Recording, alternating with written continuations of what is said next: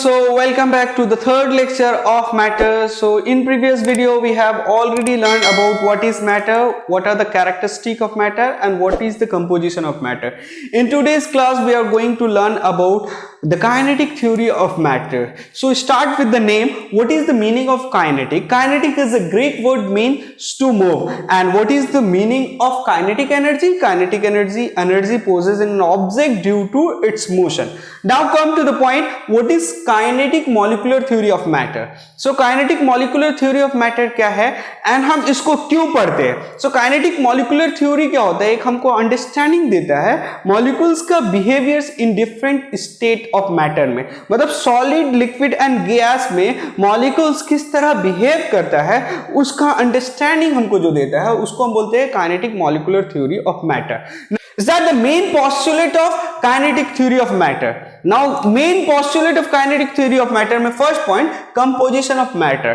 Matter किससे बना होता है? So we know matter is composed of molecules. Molecules से matter बना होता है and the molecules of a given substance are identical in all respect. मतलब कोई भी एक substance ले लो, अगर ये हम पेन ले रहे हैं तो इस पेन का जितना molecules है वो सारा identical होगा. ये बोर्ड है, बोर्ड का जितना molecules है वो अपने में identical होगा, बट ये पेन का मॉलिक्यूल्स और ये बोर्ड का मॉलिक्यूल्स ये सेम नहीं होगा, ये आइडेंटिकल नहीं होगा. तो पहला पॉइंट था matter is compose of molecules and the molecules of a given substance are identical in all respect. Now the second point intermolecular space. Intermolecular space हम क्लास 7 में भी पढ़े हुए हैं. The space between the molecules of a substance.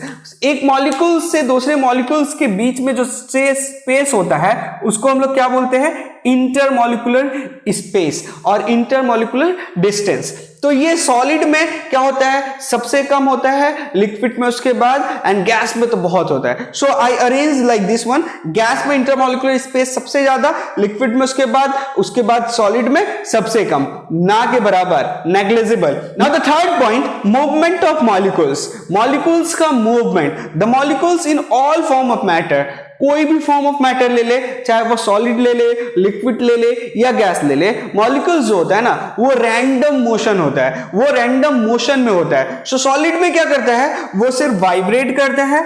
Liquid में क्या करता है? स्लाइड करता है.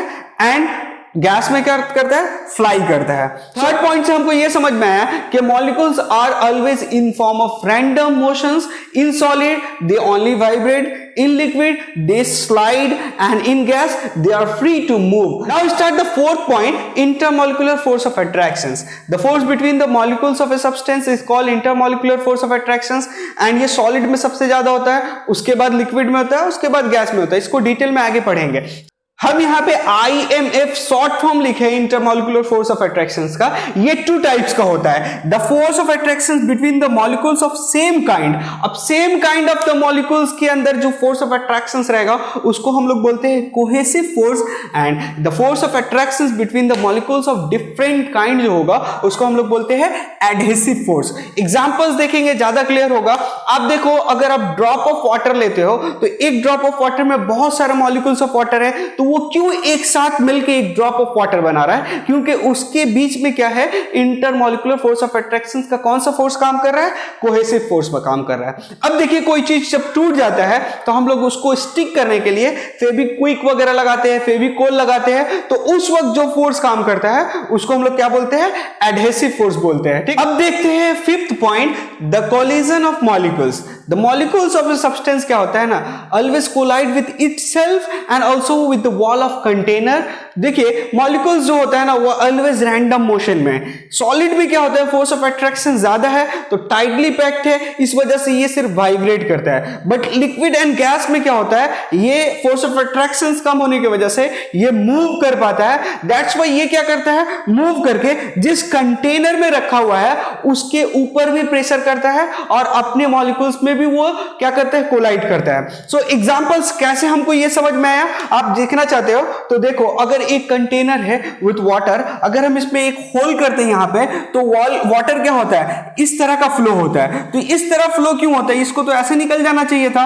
अगर ये प्रेशर नहीं रहता, अगर ये कोलाइड नहीं करता इससे, तो इसको तो ऐसे ही यहाँ पे ड्रॉप हो जाना चाहिए था। ये क्यों इतने डिस्टेंस कवर करके जा रहा है, क्योंकि इसके अंदर जो मॉलिक्यूल्स है ना वो रैंडम मोशन में है और वो स्ट्राइक करता है with the wall with a great pressure, और जब कोई चीज प्रेशर से आता है तो वो थोड़ा डिस्टेंस जाके गिरता है। तो ये समझ में आया इससे कि the molecules of a substance are always in random motions and collide with each other and also with the wall of container. तो ये पूरा था main postulate of kinetic theory of matter.